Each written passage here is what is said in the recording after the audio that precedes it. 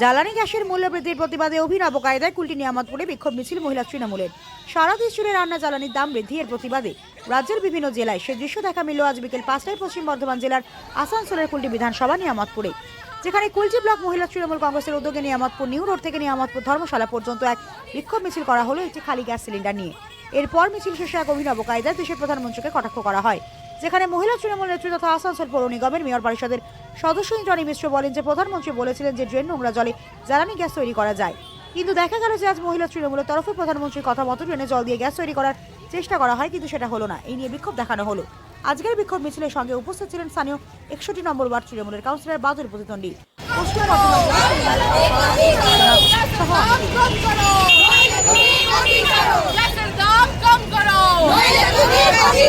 नरेंद्र मोदी हाय हाय नरेंद्र मोदी हाय हाय नरेंद्र मोदी हाय हाय अरे रान्ना घरे हाहाकार मोदी सरकार दूर हटो दूर हटो दूर हटो।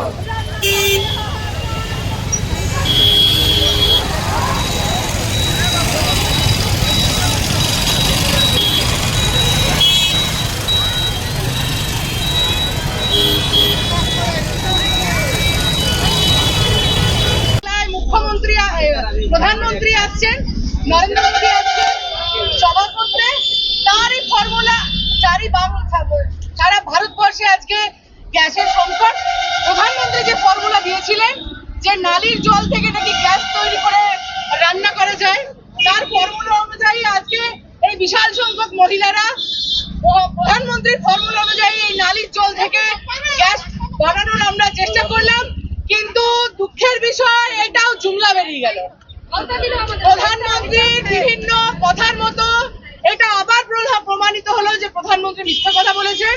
আমরা ফেলিয়ার হয়ে গেলাম, আমরা গটার থেকে গ্যাস বানাতে পারলাম না, নর্দমান জল থেকে গ্যাস বানাতে পারলাম না। সারা দেশে আজ হাহাকার, রান্নাঘরে হাহাকার, আর তার জন্য মোদী সরকার জিম্মেদার।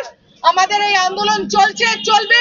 আশা করি আগামীকাল ব্রিগেডের মঞ্চ থেকে গটার থেকে কেন গ্যাস বানাতে পারলাম না আপনাদের মাধ্যমে প্রধানমন্ত্রীকে জানাতে চাই, তিনি তার উত্তর দেবেন। জয় বাংলা, জয় বাংলা, জয় বাংলা। পিছিয়ে যাচ্ছি আমরা, যত আধুনিক ছিলাম তার থেকে আমরা আরো পিছিয়ে যাচ্ছি। একটা এখন আমাদের মধ্যে একজন আছে যার ছেলের পৈতে আছে, সে বারবার কোথায় কার ছেলের পৈতে আছে, ওই দিদি বারবার গ্যাসের এজেন্সির কাছে গেছে, তার বুকিং হয়েছে, ক্যান্সেল হয়েছে, লাস্টে সে দোকানে নিজে গেছে, কিন্তু তাতেও সে গ্যাস পায়নি। সে চিন্তায় আছে তার ছেলের পৈতে কি করে রান্না বান্না খাওয়া দাওয়া হবে। তো এই পরিস্থিতি বাংলার ঘরে ঘরে হাহাকার। মোদী সরকার জিম্মেদার। আমাদেরকে মনে হচ্ছে আমাদের আবার সরকারের ফেলিয়ারের জন্য, ব্যর্থতার জন্য, কেন্দ্র সরকারের ফেলিয়ারের জন্য আমাদেরকে আবার উনুনে, স্টোভে, কেরোসিনে আর ভুটাতে ফিরে যেতে হবে। তো আবার আমি এই কথাই জানাতে চাইছি, মোদিজির যা প্রতিশ্রুতি বরাবর ফেল হয়ে এসছে, এটাও ফেল। মোদিজির আন্তর্জাতিক কূটনীতি, সেটাও ফেল। নইলে 56 ইঞ্চি যার ছাতি, তাকে কখনো আমেরিকার কাছে পারমিশন নিতে হয় না যে আমি রাশিয়ার থেকে জিনিস কিনবো কি কিনবো না। ভারতবর্ষের সার্বভৌমত্বের ওপর আঘাত, সভারেন্টির ওপর আঘাত। ভারতবর্ষ যে একটা স্বাধীন দেশ, তার নিজের ডিসিশন নেবার ক্ষমতা প্রধানমন্ত্রীর জন্য প্রধানমন্ত্রী নিতে পারছে না ভারতবাসীর হয়ে ডিসিশন। প্রধানমন্ত্রীকে ট্রাম্পের মুখাপেক্ষী হয়ে থাকতে হচ্ছে, যেটা লজ্জার। তার বিরুদ্ধে আমাদের ধন্যবাদ। দাদা, দেখা গেল হঠাৎ আপনারা একেবারে রাজপথে নেমে বিক্ষোভ দেখালেন গ্যাস সিলিন্ডার নিয়ে, কি কারণে? এটা অনেকদিন আগে আমাদের করা উচিত ছিল। তার কারণ আমাদের যিনি বর্ধমান জেলার তৃণমূল কংগ্রেসের সহসভাপতি এবং আমাদের এমআইসি ইন্দিরা মিশ্রের নেতৃত্বে মহিলারা জড়ো হয়েছিল, এবং তাদের একটাই উদ্দেশ্য ছিল যে এই যে গ্যাসের দাম বাড়ছে এবং গ্যাসের নিয়ে যে হাহাকার, এটা শুধু পশ্চিমবাংলা নয়, গোটা ভারতবর্ষের। তো প্রতিবাদ একমাত্র করেছিলেন মমতা বন্দ্যোপাধ্যায়, উনিও পথে নেমেছেন, আমরাও পথে নেমেছি। শুধু একটা কথা বলতে চাই, এই সরকার হচ্ছে মিথ্যাবাদীর সরকার।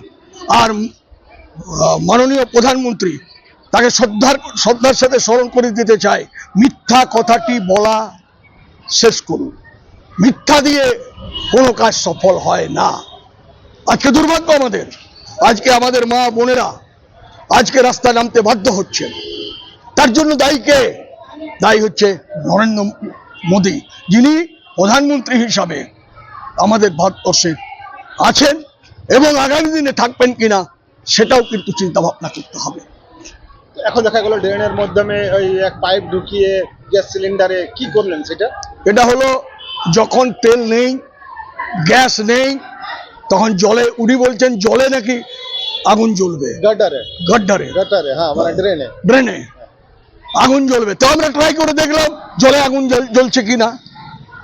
এই যে মিথ্যা কথা, বারবার উনি মিথ্যা কথা বলছেন, ভারতবর্ষকে পিছিয়ে দিচ্ছেন মিথ্যা কথা বলে বলে।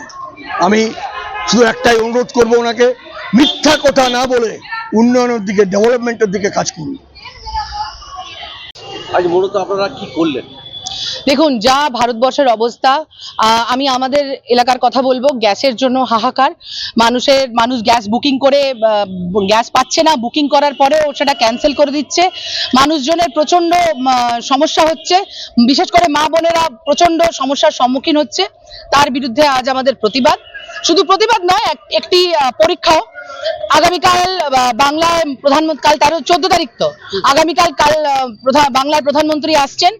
তিনি আগে বলেছিলেন যে গাটার থেকে গ্যাস, মানে নর্দমার জল থেকে গ্যাস বানানো যায়।